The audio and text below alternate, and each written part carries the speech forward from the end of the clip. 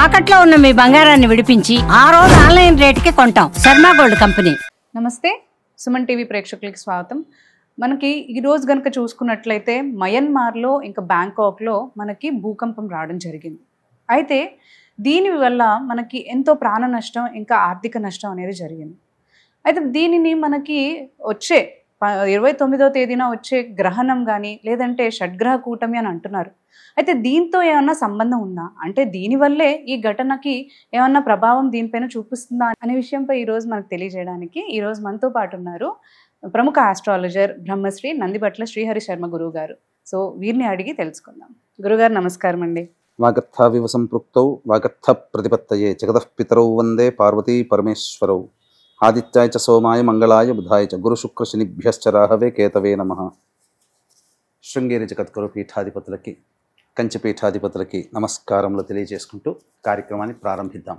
గురుగారు, ఇంతకు ముందు మీరు అన్నారు షడ్గ్రహ కూటమి అప్పుడు ఎన్నో దుష్ప్రభావాలు మనం చూడొచ్చు, ఇలాంటి భూకంపాలు కానీ ఇంకా చాలా నష్టం అనేది జరుగుతుంది అని చెప్పారు మీరు ముందుగానే. అయితే ఇప్పుడు మనకి జరిగిన మయన్మార్లో కానీ లేదంటే బ్యాంకాక్లో కానీ జరిగిన ఈ భూకంపం అనేది మనము ఈ షడ్గ్రహ కూటమి యొక్క ప్రభావమే అని అనుకోవచ్చు అంటారా? గమనించుకున్నట్లయితేనమ్మా, ఈ రోజు ఏదైతే మధ్యాహ్నం 12 గంటల 5 నిమిషాలకి ఒక చోట, 11 గంటల 50 నిమిషాలకి మరి ఒక చోట తీవ్రమైనటువంటి ప్రకృతి విపత్తు మయన్మార్లో బ్యాంకాక్లో జరిగినటువంటిది.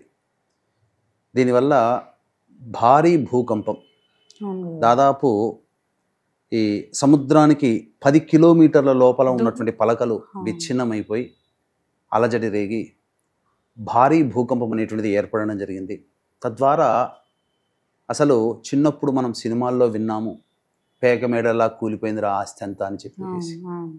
అది విజువల్స్ చూస్తుంటేనమ్మా అలాగే అనిపిస్తుంది. అసలు ఉన్నట్టుండి ఏదో పడిపోయినట్టుగానే ఉన్నది. ఆ విధమైనటువంటి దృశ్యాన్ని చూసినప్పుడు చాలా బాధ కలిగింది. అంటే భారీ ఆస్తి నష్టం జరిగింది. అంతేకాకుండా శుక్రవారం కదమ్మా, అన్ని ఆఫీసులు ఆఖరి సెలవు దినాలు ఇంకా శని ఆదివారాల్లో ఉంటాయి. ఆఖరి పని చేసేటువంటి రోజు. చాలా మంది ఆ శిథిలాల కింద చిక్కుకొని పోయి ఉన్నారు. ప్రస్తుతానికి వందల సంఖ్యలో మరణించారని చెబుతున్నారు.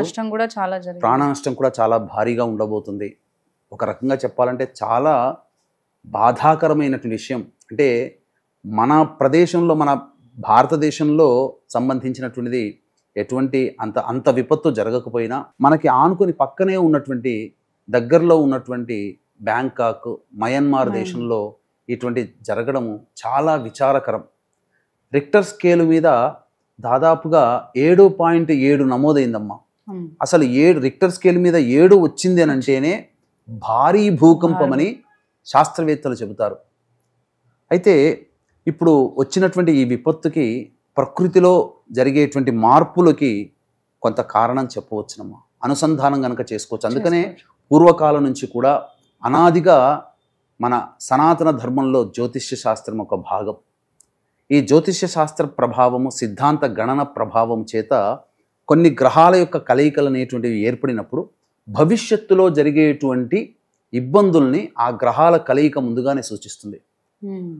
2 గ్రహాల కలయిక, 3 గ్రహాల కలయిక, 4, 5, 6, 7 గ్రహాల కలయిక, ఆఖరికి 8 గ్రహాల కలయిక అనేటువంటిది ఉన్నప్పుడు కూడా రకరకాలైనటువంటి విపత్తుల్ని సూచిస్తుంది. మనం చూసుకున్నట్లయితే మంగోలియా దేశాన్ని పరిపాలించినటువంటి చెంగిజ్ ఖాన్ అష్టగ్రహ కూటమి ఉన్నప్పుడు జన్మించాడు. తద్వారా అతనొక్కడు ప్రపంచంలో వినాశనానికి కారకుడయ్యాడు కదా యుద్ధాల వల్ల, చెంగిజ్ ఖాన్. ఈ విధంగా చూసుకున్నట్లయితే ఇంతకుముందు మన ఈ సుమన్ టీవీ ప్రసార మాధ్యమం ద్వారానే కొన్ని రోజులుగా, అంటే వారం రోజుల క్రిందటనే ఈ షట్ గ్రహ కూటమి గురించి, భవిష్యత్తులో వచ్చేటువంటి విపత్తులు, సూర్యగ్రహణము అనేటువంటి దాని గురించి కూడా మనం తెలియచేయడం జరిగింది.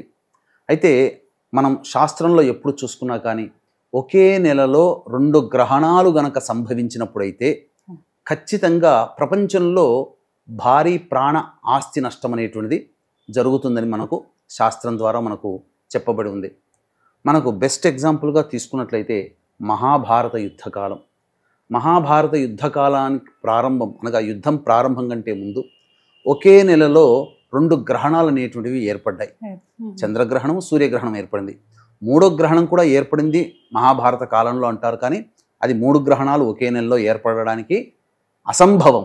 ఎందుకంటే ఒక నెలలో పౌర్ణమి, అమావాస్య ఉంటుంది. 3వ గ్రహణం ఏంటనంటే జయద్రథుడిని సంహరించడానికి అర్జునుడు పూనుకున్నప్పుడు సూర్యాస్తమయం లోపల అనేటువంటి సంకేతం ఉంది కాబట్టి తన చక్రాన్ని సూర్యుడికి అడ్డుగా పెట్టడం వల్ల ఆ విధంగా జరిగింది. అందువల్ల సూర్యుడు కొంతకాలం పాటు కప్పివేయబడ్డాడు. దాన్ని 3వ గ్రహణంగా మహాభారత యుద్ధకాలంలో చెప్పుకున్నారు. అయితే ఇప్పుడున్నటువంటి దానికి చూసుకున్నట్లయితే ఫాల్గుణ మాసం పౌర్ణమి రోజున చంద్రగ్రహణం ఏర్పడింది. అలాగే ఇప్పుడు ఈ సంబంధించినటువంటి అమావాస్య రోజున సూర్యగ్రహణం ఏర్పడబోతుంది రేపు. అంటే అమెరికా లాంటి కొన్ని ప్రదేశాలలో ఏర్పడబోతుంది.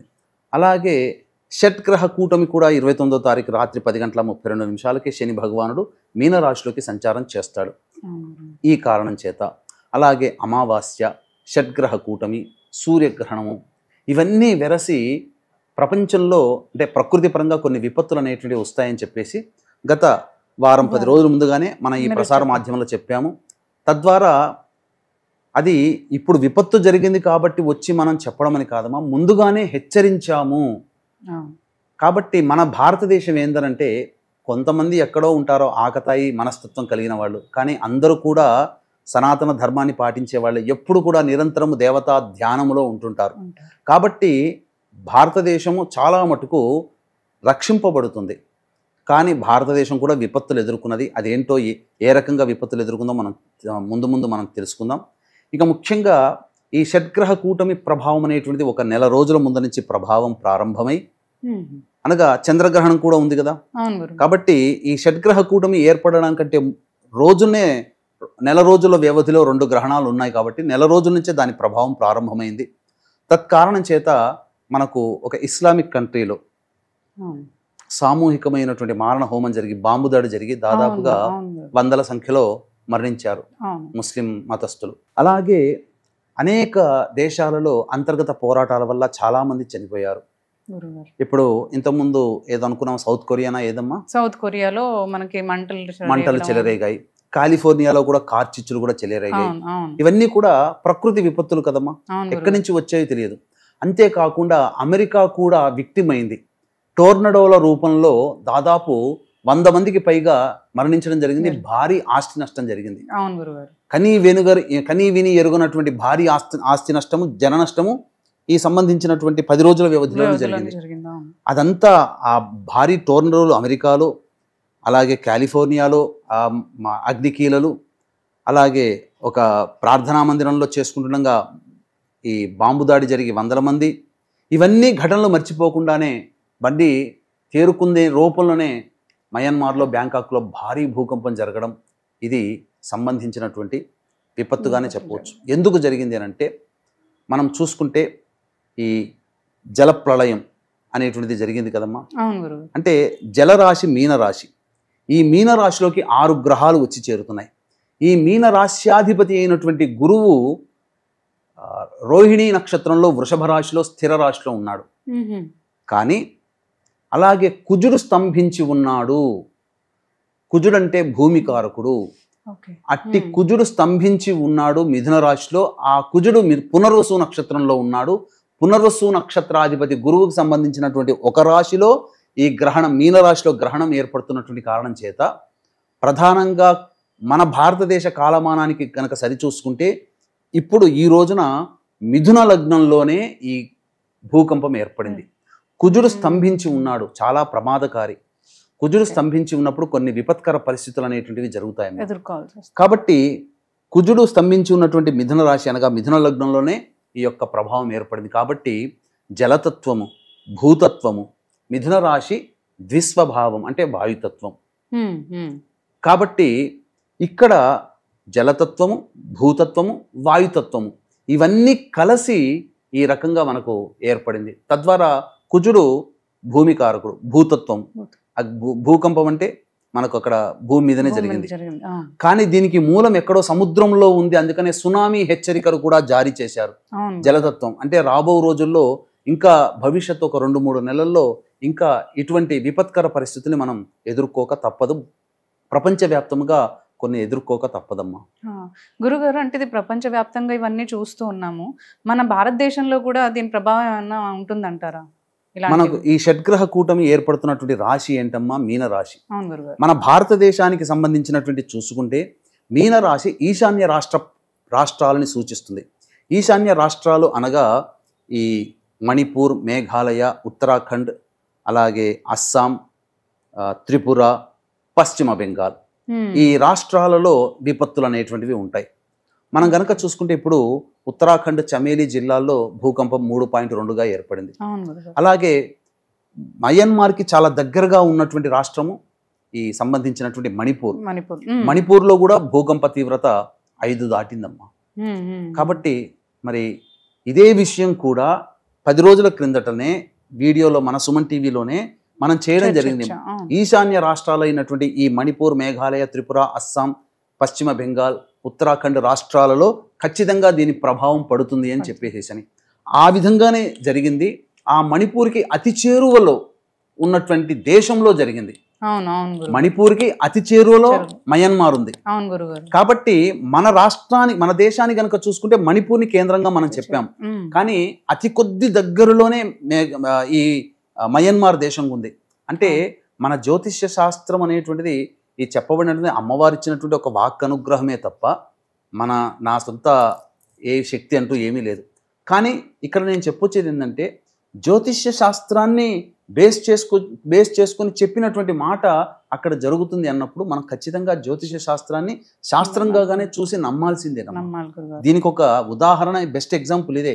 ఈశాన్య రాష్ట్రాలలో భూకంప ప్రకంపనలు ఎక్కువ అవుతాయి, సునామీ హెచ్చరికలు, జల ప్రమాదాలు జరుగుతాయని చెప్పి ముందే చెప్పడం జరిగింది.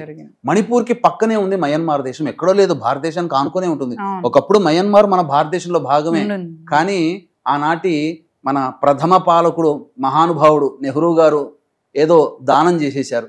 ఇప్పుడు దానికోసం మనం కొట్లాడుతున్నాం. ఆక్షాచిన్ దాని కూడా గడ్డి కూడా మొలవదని చెప్పి పార్లమెంట్లో మహానుభావుడు సెలవిచ్చాడు. ఆ ఆక్సాయిచిన్ గురించే ఇప్పుడు మోదీ వీళ్ళందరూ కూడా తలమునుకలు అవుతున్నారు ఆ ప్రదేశాన్ని ఎలా తీసుకోవాలని చెప్పి. కానీ ఒకప్పుడు పనికిరాదనుకొని మన వాళ్ళు వదిలేసింది ఇప్పుడు మనకు ప్రమాదంగా మారింది. అందుకనే ఒకప్పుడంతా భారతదేశంలో భాగం ఇదంతా. మనం భారతదేశాన్ని కనుక చూసుకుంటే ఈశాన్య రాష్ట్రాలంటే మయన్మార్ కూడా వచ్చి చేరుతుంది.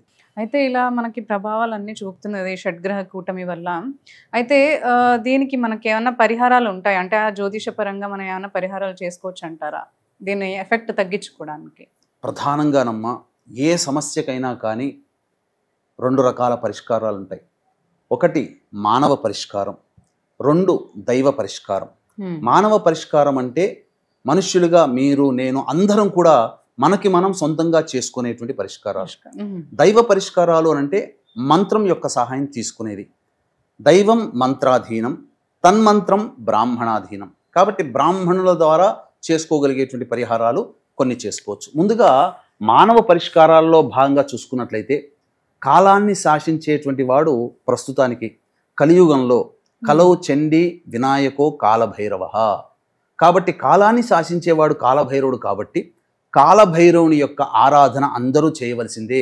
ప్రతిరోజు కూడా 3 సమయాలలో ఉదయం, మధ్యాహ్నం, సాయంత్రం, రాత్రి కూడా 4వ కూడా మనం పెట్టుకోవచ్చు. 4 సమయాలలో కాలభైరవాష్టక పారాయణం ప్రతి వాళ్ళు కూడా 3 సార్లు పాటించాల్సిందే. అలాగే ఈ భూమికి సంబంధించినటువంటిది కాపాడేటువంటి వాడు భూవరాహస్వామి. కాబట్టి ఈ భూమి ప్రశాంతంగా ఉండాలి అని అంటే ఆ వరాహస్వామి యొక్క అనుగ్రహం కూడా ఉండాలి. అలాగే ఆదిశేషుడి మీద ఈ భూమి నిలబడి ఉంది అని చెప్పేసి మనకు పురాణాలు కూడా చెప్పబడి ఉన్నాయి. కాబట్టి సర్పదేవత ఆరాధన. కాబట్టి సుబ్రహ్మణ్య భుజంగ స్తోత్ర పారాయణము, వరాహస్వామి అష్టోత్తరం ఒక్కసారి చదువుకున్నా చాలు. ఎవరైతే చేస్తారో మన కోసం కాదమ్మా, మనము మన సాటి మనుషుల కోసం. ఇక్కడ వాళ్ళు ఎవరో అక్కడ చనిపోయిన వాళ్ళందరూ కూడా మన వాళ్ళే అని చెప్పుకోవాలి. ఎందుకంటే ఈ సనాతన వసుధైక కుటుంబం మనది. మతాలు ప్రాంతాలు వేరు తప్ప అందరము ఒకటే. ఇప్పుడు మనకు రాలేదు కదా ఇబ్బంది అని చెప్పి మనం సంతోషంగా ఉండాల్సింది కాదమ్మా. పక్క ప్రాంతంలో జరిగింది, ఎంతమంది ఆస్తి నష్టం, జన నష్టం జరిగింది. కాబట్టి ఆ భయానక దృశ్యాలు గనక మనం చూస్తే చాలా బాధాకరమైనటువంటిది. ఎవరికి కూడా పగవాడికి కూడా అటువంటిది రాకూడదమ్మా. కాబట్టి వీక్షిస్తున్నటువంటి ప్రేక్షకులు అందరూ కూడా కాలభైరవాష్టక పారాయణము, సుబ్రహ్మణ్య భుజంగ స్తోత్రము, వరాహస్వామి అష్టోత్తరము ఇవన్నీ కూడా ప్రతినిత్యం చేస్తూ ఉండడం. కాలభైరవాష్టక మాత్రం 4 సమయాలలో ప్రతిసారి 3 సార్లు చేస్తే కనీసము ఆ యొక్క ప్రభావం వల్ల ఈ భూమి శాంతిస్తుంది, భవిష్యత్తులో రాదు, ఇబ్బందులు అనేటువంటివి రావు. అంతేకాకుండా ఈ యొక్క సంబంధించినటువంటిది రేపే అమావాస్య, సూర్యగ్రహణము, శని కూడా మార్పు చెందుతున్నాడు. కాబట్టి మన పీఠమాధ్వర్యంలో రేపు ఈ యొక్క గ్రహణ సందర్భంగా సంకల్ప సిద్ధి, మీ యొక్క సంకల్పం నెరవేరాలి, అలాగే సర్వదోష నివారణలు జరిగిపోవాలి, వివాహం, ఉద్యోగం, దాంపత్యం, అనారోగ్య సమస్యలు అనేటువంటివి సమసిపోవాలనే ఉద్దేశంతో ఈ యొక్క సంకల్ప సిద్ధి, సర్వదోష నివారణ హోమాలు అనేటువంటివి రేపు సాయంత్రం 7 గంటలకి ప్రారంభమవుతాయి 29వ తారీఖు రోజున. అవకాశం ఉన్న వాళ్ళు కార్యక్రమ తదనంతరం మీ గోత్రనామాలు నమోదు చేసుకోవచ్చు. అలాగే కాలభైరవుని యొక్క అనుజ్ఞ అందరికీ ఉండాలి. ఈ కాలభైరవుడు క్షేత్రపాలకుడుగా ఉన్నటువంటి క్షేత్రము కాశీ క్షేత్రము. ఈ కాశీ క్షేత్రములో ఏప్రిల్ 18వ తారీఖు నుంచి ఒక సుముహూర్తం నిర్ణయించడం జరిగింది. ఆ కాశీక్షేత్రము దారభ్యత ప్రతి నెల ఒక క్షేత్రములో ఈ సంకల్ప సిద్ధి, సర్వదోష నివారణ కార్యక్రమాలు 1 సంవత్సరం పాటు జరిపించడం జరుగుతుంది. అవకాశం ఉన్న వాళ్ళు ఇట్టి సంవత్సరం పాటు జరిగేటువంటి, నిరంతరంగా జరిగేటువంటి కార్యక్రమంలో కూడా మీ గోత్రనామాదులు నమోదు చేసుకోవచ్చు. ఎందుకు చెప్తున్నానంటేనమ్మా, భవిష్యత్తు చాలా అంధకారంగా ఉండబోతుంది. ఇప్పుడు మనం అనుకున్నంత ఈజీగా ఉండదు. 2027 లేదా 2028వ సంవత్సరం నుంచి మొదలుకొని ఒక పుష్కర కాలం పాటు, అంటే 2040వ సంవత్సరం వరకు ఈ భూమి 3 వంతులు కోల్పోతుంది, జననష్టం జరుగుతుంది. ఇది భయపెట్టడానికి కాదమ్మా, వాస్తవం. నాతో ఎంతోమంది అనేక సిద్ధ పురుషులతో సాంగత్యం ఉండి ఆ సిద్ధ పురుషులతో మాట్లాడినటువంటి విధానంగా వాళ్ళేమీ జ్యోతిష్యులు కాదు, కానీ భవిష్యత్తులో జరిగేటువంటి యొక్క ఇబ్బందుల్ని ముందుగానే తెలియచేయడం జరిగింది. ఒక రకంగా చెప్పాలి అని అంటే, పెట్టరేగిపోతున్నటువంటి ఒక మతం పూర్తిగా తుడిచిపెట్టుకుపోతుంది ఈ 2040 లోపల. శిష్టరక్షణ, దుష్ట శిక్షణ జరుగుతుంది. ప్రకృతి పాపాలని మోయలేదమ్మా. పాపం చేసే వాళ్ళందరూ కూడా తట్టాబుట్ట సర్దుకొని మళ్ళీ ఇంకొక జన్మ కోసం ఎదురు చూడాల్సిందే. 2040 కల్లా చాలా మటుకు 1/3 వంతు మంది మాత్రమే మిగిలే అవకాశం ఉంటుంది. అన్ని ప్రకృతి విపత్తులు జరగబోతున్నాయి. కాబట్టి ఇకనైనా కానీ జనాలందరూ కూడా మారండి. ఎందుకనంటే పాప పంకిలమైనటువంటి జీవితాన్ని పెంచుకుంటూ పోయి ఈ పాప పంకిలమైనటువంటి మనస్సుతో ఉండకండి. దేవతా ఆరాధన చేయండి. నిత్యం మీ యొక్క గ్రామ దేవత, కులదేవతని ఆరాధన చేయండి. అలాగే అవకాశం కుదిరినప్పుడల్లా దేవతా పూజల్లో పాల్గొనే ప్రయత్నం చేసుకోండి. మీకు అంతా కూడా శుభం జరుగుతుంది. ఈ యొక్క శుభం అందరికీ అందించాలనేటువంటి సదుద్దేశంతో ఈ రేపు 29వ తారీఖు రోజున సంకల్ప సిద్ధి, సర్వదోష నివారణ కార్యక్రమాలు కాశీ క్షేత్రముగా ఉండి కాలభైరవుని యొక్క క్షేత్రమైనటువంటి కాలభైరవుని సాక్షిగా ఈ యొక్క సంవత్సరం పాటు కుటుంబ సభ్యుల గోత్రనామాదులతో జరిపించడం జరుగుతుంది. మృత్యుంజయ హోమం ఖచ్చితంగా జరుగుతుంది. కాబట్టి అవకాశం ఉన్నవాళ్ళు ఈ కార్యక్రమంలో 2 కార్యక్రమంలో కూడా నమోదు చేసుకోవచ్చు. అలాగే గురుగారు, ఇప్పుడు మనకి ఇంత నష్టం, ఇంత ప్రాణ నష్టం కానీ ఆస్తిక నష్టం ఇవన్నీ జరిగాయి కదా మనకి, అంటే చాలా పెద్ద రేంజ్లో జరిగాయి చెప్పుకోవాలంటే. అయితే ఇలాంటివి ఇంతకు ముందు కూడా మనకి ఏమైనా పరిస్థితులు ఎదురయ్యాయి అంటారా? జరిగాయమ్మా. ఎందుకంటే 2022వ సంవత్సరంలో కూడా కొన్ని సంఘటనలు జరిగినప్పుడు దాన్ని బేస్ చేసుకొని, ఎందుకనంటే ఏదో ఇక్కడికి వచ్చి కూర్చున్నాము అని అంటే ఏదో నోటి మాటగా చెప్పడం కాదమ్మా, ఒక రీసెర్చ్ చేసుకొని చెప్పడం జరిగింది. 1940వ సంవత్సరం నుంచి 2022వ సంవత్సరం వరకు కొన్ని సందర్భాలలో ఒకే నెలలో 2 గ్రహణాలు అనేటువంటివి ఏర్పడినప్పుడు ఆ 2 గ్రహణాల ప్రభావం తదనంతరం ఏ సంఘటనలు జరిగాయని చెప్పి పూర్తిగా రీసెర్చ్ చేసుకొని వీక్షించేటువంటి ప్రేక్షకులు ఒకే నెలలో 2 అని అంటే జనవరి, ఫిబ్రవరి, మార్చి ఇలాంటి గ్రెగోరియన్ కాదండి. మన సనాతన ధర్మంలో జ్యోతిష్య శాస్త్రంలో చెప్పుకునే చైత్ర, వైశాఖ, జ్యేష్ఠ, ఆషాఢ ఇలాంటి నెలలలో. కాబట్టి ఆ తేడాను గమనించండి. ఇప్పుడు నేను మీకు ఒక లిస్ట్ చదువుతాను. మచ్చుకి కొంత లిస్టేనమ్మా. ఒకే నెలలో 2 గ్రహణాలు. ఇప్పుడు మనకు పాల్గొన మాసం ఇప్పుడు కదా, ఇప్పుడు ఈ పాల్గొన మాసంలో చంద్రగ్రహణం ఏర్పడింది, సూర్యగ్రహణం కూడా ఏర్పడింది. ఇప్పుడు మనం పాల్గొన మాసాన్ని చూసుకొని 2 గ్రహణాలు వచ్చినటువంటి కారణం చేత కొన్ని ప్రపంచ దేశాల్లో ఏర్పడినటువంటి ఇబ్బందులు అనేటువంటివి మనం తెలియచేసుకున్నాం. కాబట్టి ఇప్పుడు అదే విధంగా ఒకే నెలలో 2 గ్రహణాలు ఏర్పడినప్పుడు ప్రపంచవ్యాప్తంగా ఎటువంటి ప్రాణ ఆస్తి నష్టాలు జరిగాయో మచ్చుకి కొన్ని సంఘటనలు మనకు ప్రసార మాధ్యమంగా తెలియజేస్తాను. 23 ఏప్రిల్ 1948 రోజున చంద్రగ్రహణం, అలాగే 9 మే 1948 రోజున సూర్యగ్రహణం. దీని ప్రభావం వల్ల ఇప్పుడు మనము ఇస్రాయిల్ సంబంధించిన దేశం కదా, యూదులు వీళ్ళందరూ కూడా మతస్థులు. ఫస్ట్ వార్ 14 మే 1948న అరబ్ ఇజ్రాయెల్ దేశాల మధ్య, అరబ్ దేశాలు ఇజ్రాయెల్ మధ్య మొట్టమొదటి వార్ అప్పటి నుంచి ప్రారంభమైంది. ఏప్రిల్ 1948 మేలో, ఏప్రిల్లో మేలో ఏర్పడినటువంటి 2 గ్రహణాలు. 5 సెప్టెంబర్ 1941 చంద్రగ్రహణం, 21 సెప్టెంబర్ 1941 సూర్యగ్రహణం. దీనివల్ల సెకండ్ వరల్డ్ వార్ స్టార్ట్ అయింది. ఒకే నెలలో ఏర్పడినటువంటి గ్రహణాల వల్ల సెకండ్ వరల్డ్ వార్ స్టార్ట్ అయింది. అలాగే 29 ఏప్రిల్ 1976 చంద్రగ్రహణం, 13 మే 1976 సూర్యగ్రహణం.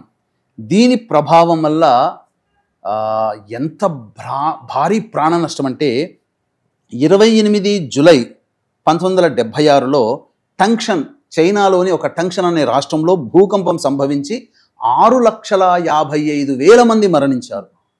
అలాగే 15 డిసెంబర్ 1982 సూర్యగ్రహణం, 30 డిసెంబర్ 1982 చంద్రగ్రహణం. దీనివల్ల 1983వ సంవత్సరంలో జనవరి, ఫిబ్రవరి, మార్చ్ 1983 ఈ 3 నెలల్లో మన భారతదేశంలో అస్సాం తీవ్రవాదులు 545 సార్లు అటాక్ చేయడం వల్ల మన భారతదేశంలో 5,000 మంది మరణించారు. అలాగే 30 అక్టోబర్ 2005లో సూర్యగ్రహణం, 17 అక్టోబర్ 2005లో చంద్రగ్రహణం. ఈ కారణం చేత అక్టోబర్ 8, 2005లో కాశ్మీర్లో భూకంపం వచ్చి 1,00,000కు పైగా చనిపోయారు. అలాగే 30 డిసెంబర్ 2009 చంద్రగ్రహణం, 15 జనవరి 2010 సూర్యగ్రహణం. ఈ కారణం వల్ల హైతీ దేశంలో ఎర్త్ క్వేక్ వల్ల దాదాపు 2,00,000కి పైగా చనిపోయారు. మొన్న రీసెంట్గా 25 అక్టోబర్ 2022లో సూర్యగ్రహణం, 8 నవంబర్ 2022లో చంద్రగ్రహణం. ఈ కారణం వల్ల టర్కీ, సిరియాలో భూకంపం సంభవించి 50,000 పైచిలుకు మంది చనిపోయారు.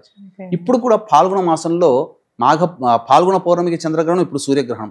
ఇప్పుడు మయన్మార్ మరియు బ్యాంకాక్లో భూకంపం, ఒక ప్రార్థనా మందిరంలో ముస్లింలు అటాక్ చేయడం, బాంబు అటాక్ చేయడం, అలాగే కాలిఫోర్నియాలో బాగా కార్చిచ్చులు రావడం, ఇప్పుడు మీరు చెప్పారు సౌత్ కొరియాలో కూడా కార్చిచ్చులు జరగడం, అగ్నికీలలు. అలాగే అమెరికాలో టోర్నడోల రూపంలో భారీ ఆస్తి నష్టం జరిగింది, 100ల సంఖ్యలో మరణించడం జరిగింది. కాబట్టి ప్రపంచవ్యాప్తంగా ఇవన్నీ జరుగుతున్నాయమ్మా. ఇవన్నీ మచ్చుకు మాత్రమే తెలియచేయడం జరిగింది. కాబట్టి భవిష్యత్తులో ఇంతకుముందు చెప్పుకున్నట్టుగా 2028 నుంచి ఒక పుష్కరం కాలం పాటు 2040వ సంవత్సరం వచ్చేంత వరకు ఈ ప్రపంచవ్యాప్తంగా అనేకమైనటువంటి దుస్సంఘటనలు జరగబోతున్నాయి. దీనికి మానవులు చేసేటువంటి పాపాలే, మోసాలే. కాబట్టి శిష్ట రక్షణ, దుష్ట శిక్షణ అనేటువంటిది జరుగుతుంది. కాబట్టి ఎవరైతే దేవతానుగ్రహాన్ని, ఏ మతమైనా పర్వాలేదు, ఆ యొక్క మత దేవతని ఆరాధించుకుంటూ ఉన్న వాళ్ళని ఆ దైవం రక్షిస్తుంది. కాబట్టి అందులో ఏమాత్రం సందేహం లేదు. ఇకనైనా కానీ ప్రజలందరూ కూడా కాలభైరవుని ఆరాధన చేయండి, తప్పకుండా మీకు మంచి జరుగుతుంది అని చెప్పవచ్చు. అవకాశం ఉంటే కాశీక్షేత్రంలో జరిగేటువంటి సంవత్సరం పాటు జరిగేటువంటి సంకల్ప సిద్ధి, సర్వదోష నివారణ కార్యక్రమాల్లో గోత్రనామాదులు నమోదు చేసుకోండి.